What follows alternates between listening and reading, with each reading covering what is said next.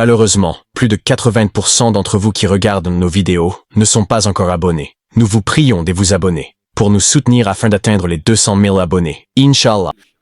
Dans le domaine de la biologie, le Coran dit dans la sourate Al-Anbiya, chapitre 21, verset 30, « Nous avons créé tout être vivant à partir de l'eau. Ne croirez-vous donc pas?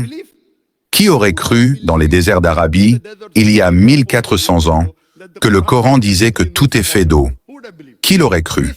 Aujourd'hui, la science nous dit que toute créature vivante est composée de cellules. Le composant de base d'une cellule est le cytoplasme, qui contient 80% d'eau. Toutes les créatures vivantes du monde sont constituées de 50 à 90% d'eau et elles survivent grâce à l'eau. Ainsi, le Coran mentionnait déjà, il y a 1400 ans, que nous avons créé tout être vivant à partir de l'eau.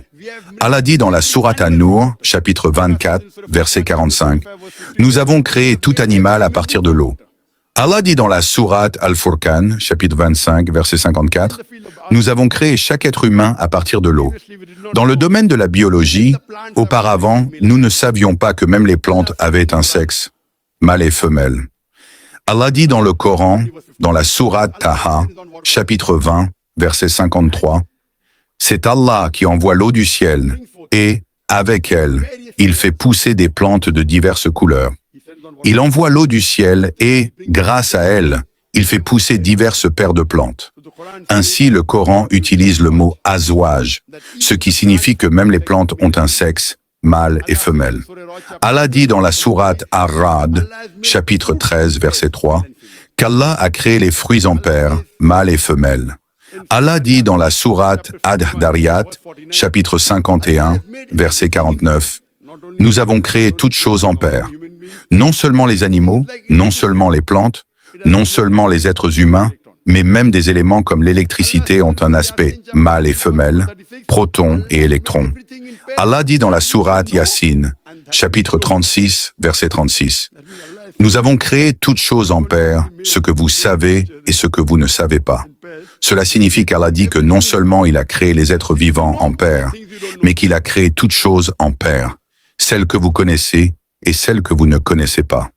Dans le domaine de la zoologie, le Coran dit dans la sourate Al-An'am, chapitre 6, verset 38, qu'Allah a créé toutes les créatures qui marchent sur la terre, chaque animal qui marche sur la terre et chaque oiseau qui vole dans le ciel pour vivre en communauté, comme les êtres humains.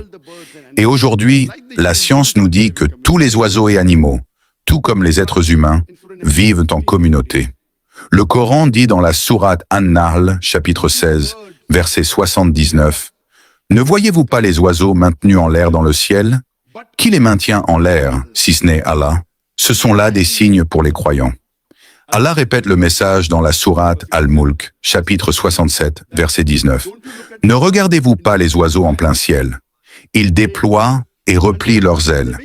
Qui les maintient en l'air si ce n'est Allah? » Le mot arabe utilisé signifie « maintenir en l'air », et ce maintien n'est fait que par Allah. Et dans son livre « Flight and Fragility », il est écrit comment les oiseaux volent pendant des jours, des semaines, voire des mois.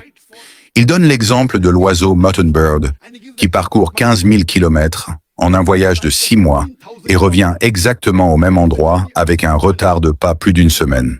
Imaginez un vol de 6 mois. Comment un jeune oiseau sans expérience peut-il réussir cela? Sont-ils programmés? Le professeur Hamburger dit que ce n'est pas possible, sauf si le code génétique est programmé. Et qui est le programmeur? Allah subhanahu wa ta'ala. Personne ne peut les maintenir en l'air si ce n'est Allah subhanahu wa ta'ala. Il est mentionné dans la sourate An-Nahl, chapitre 16, versets 60 et 69, qu'Allah a enseigné aux abeilles à construire leurs cellules dans les collines, les arbres et les habitations humaines, et qu'elles doivent suivre le chemin spacieux de leur Seigneur avec une grande habileté. Que signifie suivre le chemin spacieux de leur Seigneur avec une grande habileté? Von Fresh a reçu un prix Nobel en 1973 pour avoir décrit comment les abeilles communiquent entre elles le chemin vers un nouveau jardin ou une nouvelle fleur qu'elles ont découvert. Ainsi, lorsqu'elles veulent récupérer du nectar, une abeille indique à une autre l'emplacement exact et la carte du jardin ou de la fleur grâce à un mouvement du corps appelé la danse des abeilles. Allah a mentionné cela il y a 1400 ans. De plus, l'abeille ouvrière était auparavant considérée comme un mâle. C'est pourquoi Shakespeare, dans Henri V, a écrit que les soldats rapportent des informations au roi. Or, la science moderne nous dit que l'abeille ouvrière est en réalité une femelle et qu'elle ne rapporte pas au roi, mais à la reine. Le Coran utilise le genre féminin dans la sourate An-Nahl, chapitre 16, verset 69. Imaginez, même le genre de l'abeille ouvrière est mentionné dans le Coran il y a 1400 ans, alors que nous ne le savions pas à cette époque. Le Coran dit dans la sourate Al-Ankabut, chapitre 29, verset 41, que ceux qui prennent d'autres protecteurs qu'Allah construisent de pour eux-mêmes des maisons comme celle de l'araignée. Et en vérité, la maison de l'araignée est fragile. Ainsi, le Coran dit que si vous adorez quelqu'un d'autre qu'Allah, vous vous construisez une maison semblable à celle de l'araignée, fragile et instable.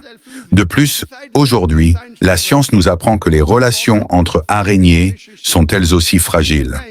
Souvent, la femelle araignée tue le mâle après l'accouplement, et on l'appelle veuve noire. Le Coran dit dans la sourate An-Naml, chapitre 27, versets 17 et 18, que lorsque Salomon et son armée, composée de djinns, d'hommes et d'oiseaux, marchaient, ils approchèrent d'une vallée de fourmis. Là, une fourmi dit aux autres, « Ô fourmis, rentrez dans vos demeures, de peur que Salomon et son armée ne vous écrasent sous leurs pieds sans s'en rendre compte. » Les gens pourraient penser que le Coran est un livre de contes de fées en lisant cela. Des fourmis qui parlent entre elles. Aujourd'hui, la science nous apprend que l'insecte qui ressemble le plus à l'être humain est la fourmi. Les fourmis enterrent leurs morts de la même manière que les humains. Elles ont un système de travail sophistiqué avec des managers, des superviseurs, des contremaîtres et des ouvrières. Elles se rencontrent souvent pour échanger. Elles ont des marchés où elles échangent de la nourriture et d'autres ressources, tout comme nous avons des souks ou des marchés. Si les grains qu'elles stockent commencent à germer, elles coupent les racines, comme si elles savaient que la germination entraînerait la pourriture du grain. Et si le grain devient humide, elles le transportent à l'air libre pour le sécher au soleil, comme si elles savaient que l'humidité provoquerait sa décomposition. Parfois, nous voyons des fourmis transporter des grains en plein soleil. Que font-elles? Elles les exposent au soleil pour éviter l'humidité et empêcher leur pourriture. Malheureusement, plus de 80% d'entre vous qui regardent nos vidéos ne sont pas encore abonnés. Nous vous prions de vous abonner pour nous soutenir afin d'atteindre les 200 000 abonnés. Inch'Allah, 100 000 abonnés. Inch'Allah, 100 000 abonnés. Inch'Allah, 100 000 abonnés. Inch'Allah, 100 000 abonnés. Inch'Allah.